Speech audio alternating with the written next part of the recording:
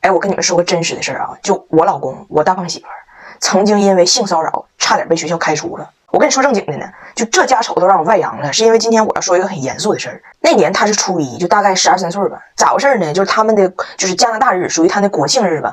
学校有个鼓乐队表演，大型的文艺表演。他呢作为鼓乐对手被安排在了第一排吹黑管。哎呀，给他乐的特别自豪，天天就在家练呢，在家吹，给他奶奶都吹走了嘛。好不容易马上要演出了，老师觉得这几个前排的小男孩太调皮好动，给他们换到后边去了。换前边来的是几个漂亮的穿着小短裙的女生。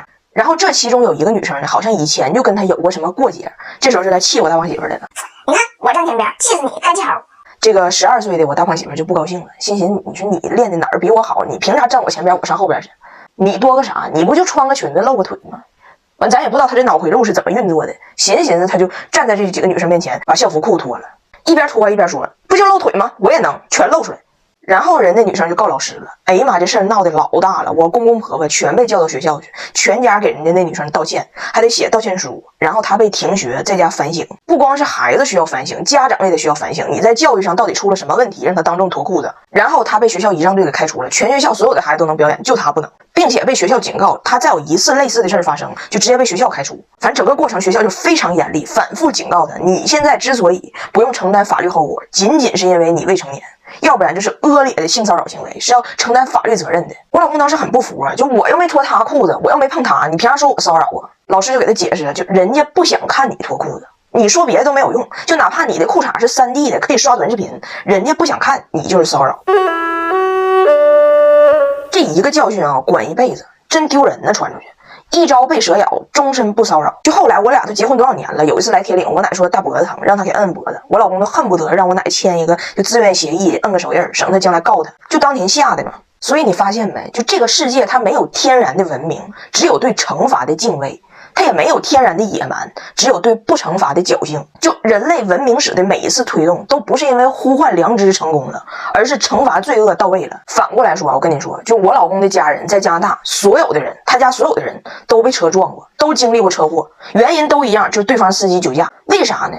因为加拿大酒驾管得松，几乎没人查，没人查就有侥幸心理，所以你看他们不咋敢骚扰，但是敢酒驾，都觉得应该喝了上路也没事儿，结果就出现了很多事故。但这种事在咱这儿不可能，因为这一年酒驾查太严了，你吃完2斤荔枝你都不敢上路，没事到边就站一排，让你车停到边呼气。呼出事儿了真进去啊！我开车的时候碰到查酒驾的，我害怕的就我车里有别人喝酒了，我都想给他捂死，我都想让他停止呼吸，停止呼吸。一个恶性的事件发生，刚开始大家就是单纯的愤怒，我也是，但我感觉我自己就录我自己怎么愤怒，它没有啥意义。随着这个事儿慢慢过去，大家情绪也会逐渐的平复，但是平复了之后，就这个悲惨的事儿能不能引发一点改变？其实我身边大多数的女生都经历过性骚扰。你想解决这个事儿，唯一的方式就是让那些想骚扰的人是真害怕。就很多博主在这个事儿发生之后就发视频说啊，所以女生一定要学这个防身术，学拳击，把自己练强壮。有毛病吧？就给我气的，就我现在如果给我自己练的就贼梗，腹肌梆硬。我老公要真想打我，一屁股给我坐死。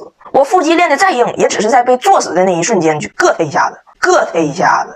8块腹肌不及一条法律，事儿不是怕出来的，人是吓出来的。你看我有一个儿子，一个女儿。我希望拿铁长大的过程中接受的教育不是说你不要摸别的女孩子哦，这样不是好男孩，而是你别摸人家，要不你进监狱。只有这样，我儿子将来才肯定不会去摸，也只有这样，我女儿将来才不会被摸，对不？你们能感受到我的走心吗？其实脱口秀大会，你走了几期？不3期吗？我走1期，我1期第2期我就下来了。是不是李亮帮你帮他干啥？这帮忙是不是有李亮？这个事儿我跟你说，听我娓娓道来。当时他有本书嘛，当时那是前件事吧，他有本书，他要推一下子，找我推一下子。是这事儿没给他点，我压根没同意。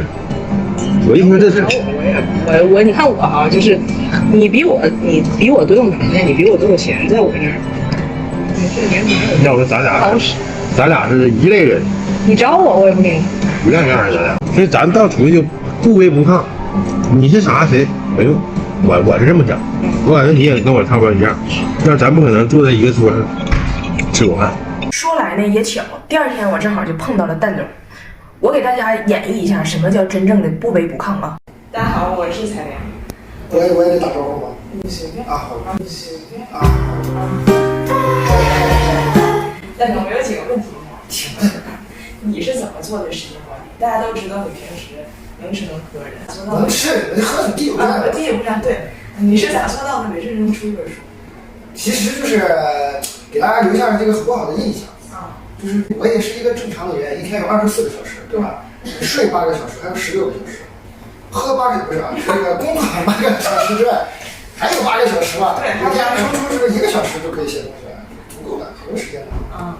不是，但是你觉得是什么让你之前写的东西更注重表达个人的情感的？然后这个确实因为是这个书本来就是写给同事们看的，解决一些我们真的工作中遇到的问题。那我完全写完之后，我同事们也在说，其实挺适合大家都读的，而且读完了会让人觉得自己好像我也可以做这个去了。那我们就出版一下，我是真的希望越来越多的人来加入这个行业。但你觉得我今天表现咋样？太棒了！明天还让不让我来？你必须得来。好，你招我，我也不给你；你招我，我也不给你。朋友们，我的肋骨好像断了一根，大胖媳妇压的。这个视频可能很多朋友们看见过，是我另一个号的开头，很多评论都在夸这个转场好丝滑，好有设计。其实背后的真相很吓人。他把我翻过去之后，给了我一个爱的抱抱，但是他发力的时候被桌子绊了一下，所以他这个爱的抱抱是非常失控的。我当时就喘不了气儿了，当时痛过之后我很生气，我让他减减。他说他虽然胖，但是体检没啥事儿，他是个健康的胖子。我说我现在担心的不是你的健康，是我的健康。有人说女人是男人的一根肋骨做成，在咱俩的关系中，这肋骨你咋还往回要呢？往回要呢？我说你呀，你尤其得注意，你们家是有巨型肥胖基因的。这个男人被我一顿轰炸之后稍微顺从了，但是我呢要出差1整周。我出差之前就跟家阿姨说，我说姐，我求你，给你一个艰巨的任务，控制一下 Jamie 的饮食。我把你家零食全扔了，他的外卖软件是我给他注册的，我给他退出登录，他也不知道密码。今天开始他只吃你做的饭，压力给到你，让他瘦下来。喂，周姐，就是 Jamie 听话不？Jamie 挺听话的，也没有顶外卖，晚上也没有吃零食。啊，那就行，我主要就担心他。但是有个事儿。啥事儿啊？就是咱们家我给毛毛准备的那鸡胗没了，狗的鸡胗没了。虽然鸡胗嫌疑人非常有作案经验，但是监控录像里依然能看到一些蛛丝马迹。